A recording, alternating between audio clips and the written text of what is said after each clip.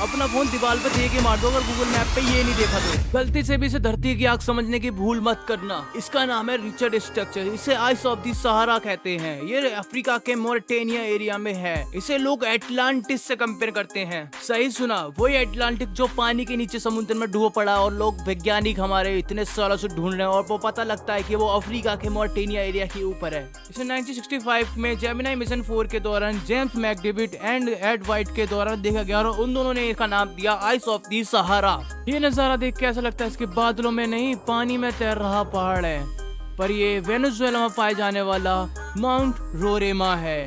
ये दुनिया में सबसे अनोखे पहाड़ों में से एक है और इसकी कुल ऊंचाई 2810 मीटर है। दूसरे माउंटेन के कंपैरिजन में माउंट रोरेमा का ऊपर से सरफेस बिल्कुल फ्लैट है और यहाँ से एक वाटरफॉल भी निकलता है जो दुनिया के सबसे ऊंचे वाटरफॉलों में से एक है। नेशनल जियोग्राफिक से एक स्टडी के अकॉर्डिंग ये पहाड़ 2 बिलियन साल से भी ज्यादा पुराना है। 1884 में सर एबरार्ड इस पहाड़ पर चढ़ने वाले पहले व्यक्ति बने और इन्होंने बताया कि पूरी दुनिया की ये पहाड़ ऊपर से बिल्कुल फ्लैट है। और जब रिसर्चर्स ने इस पहाड़ पे रिसर्च करना शुरू करा तो उन्हें पता लगा इस पहाड़ पे बहुत तरीके के जानवर रह रहे हैं जो अभी तक कभी देखे ही नहीं गए हैं और ये बिल्कुल अलग ही कट आउट थे दुनिया से। और ये बिल्कुल 53% स्पीसीज ऐसी हैं जो इस पहाड़ पे पाई जाती है सिर्फ पूरी दुनिया भर में। ब्लड वाटरफॉल, आपने कई तरह के झरने देखे होंगे, बहुत ऊंचे देखे होंगे, बहुत बड़े देखे होंगे, पर अंटार्कटिका में पाया जाने वाला ये ब्लड वाटरफॉल यानी कि जो खून के बहता हुआ झरना लगता है। टाइलर ग्लेशियर से निकलने वाले इस वाटरफॉल को ब्लड वाटरफॉल के नाम से जाना जाता है। साल 1911 में एक ऑस्ट्रेलियन जियोलॉजिस्ट ग्रिफिन टाइलर ने इसे डिस्कवर किया था। कई सालों तक तो यही माना गया था इसमें सच में खून बह रहा है, पर इस पे जब रिसर्च करी गई हमारे वैज्ञानिकों को कुछ ऐसा परिणाम मिला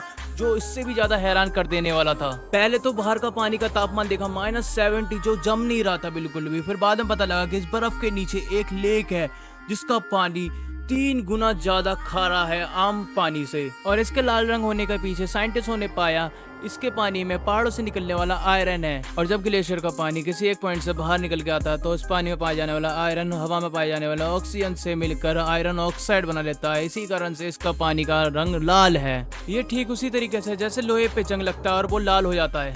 पोलैंड देश में पाए जाने वाला ये मुड़ते हुए पेड़ किसी अजूबे से कम नहीं। यहाँ पे क्रोकेट फॉरेस्ट के नाम से जाने जाना ये वाला जंगल 400 से भी ज्यादा ऐसे पेड़ लिए बैठा है जो 90 डिग्री के एंगल्स पे मुड़े हुए हैं। और सोचने वाली बात है कि ये 90 डिग्री पर सारे पेड़ मुड़े हुए हैं और फिर सीधे से आसमान की ओर रुख कर रही हैं। माना जाता है ना जब छोटे थे तब ये इन पे बर्फ की बहुत मोटी लेयर जम गई थी जिसकी वजह से ये मुड़ गए थे। और एक मिथ ये भी है कि यहाँ पे ग्रेविटेशनल फोर्स है जो इन्हें नीचे की तरफ झुका देता है। और एक मिथ ये भी है कि लोगों ने इन्हें फर्नीचर बनाने के लिए खुद से ही मोड़ दिया था। तिलिमुटु ट्राइकोलर लेक्स इंडोनेशिया में एक आइलैंड है जिसे फ्लोरेस के नाम से जाना जाता है। वैसे तो ये बहुत खूबसूरत है और हर साल कई लोग यहाँ घूमने आते हैं, पर इस आइलैंड पे 3 लेक ऐसी है जो अपने आप में बहुत ज्यादा मिस्टीरियस है। हालांकि सोचने की बात है एक जगह होने के बाद भी इन तीनों लेकों का कलर एक जैसा नहीं होता और ये साल भर में 3-4 बारी रंग बदलते हैं और तब भी इनका एक जैसा रंग बिल्कुल नहीं होता। वैज्ञानिकों का ये मानना है इन तीनों लेकों के नीचे एक्टिव वोल्केनोस है और एक्टिव वोल्केनोस के गैसों के कारण इन तीनों लेकों का कलर चेंज हो जाता है केमिकल रिएक्शन के कारण। सोचने वाली बात ये है कि इन तीनों लेकों का कलर बिल्कुल सेम क्यों नहीं होता, हर किसी का अलग अलग क्यों होता और ये बात अभी तक मिस्ट्री बनी पड़ी है। दरवाजा गैस क्रेटर तुर्कमेनिस्तान के गर्म काराकोरम डेजर्ट में जहां ऐसा गड्ढा मौजूद है जहां बीते 50 साल से आग जल रही है। 100 फीट इस गड्ढे को दरवाजा गैस टू क्रेटर या फिर डोर टू हेल कहते हैं या फिर नरक का दरवाजा कहते हैं। चाहे आंधी आए या तूफान आए ये आग हमेशा ऐसी जलती रहती है। लेकिन अब सवाल यहाँ ये उठता है ये आखिर आग लगी कैसे। दरअसल 1971 में सोवियत जियोलॉजिस्ट के ग्रुप ने काराकोरम डेजर्ट में तेल की खोज कर रहे थे। तभी वहाँ पे खुदाई के दौरान एक जगह की जमीन ढह गई और वहाँ एक बड़ा सा गड्ढा बन गया था जिसमें से मीथेन गैस लगातार लीक हो रही थी। अब क्योंकि मीथेन गैस जहरीली होती है और इसका एटमॉस्फेयर में मिलने का खतरा था तो वहाँ के जियोलॉजिस्ट ने उपाय लगाया और गड्ढे में आग लगा दी ताकि ये फैल ना पाए। पर ये आग आज तक बुझी नहीं और लगातार जल रही है और हर साल 10,000 से भी ज्यादा टूरिज्म यहाँ पे घूमने भी आते हैं। और ये थी दुनिया की कुछ सबसे मिस्टीरियस जगह। अगर वीडियो पसंद आए तो लाइक कर देना, चैनल पे नए हो तो सब्सक्राइब कर देना। मैं मिलता हूँ तुम्हें नेक्स्ट वीडियो में, तब तक के लिए जय हिंद।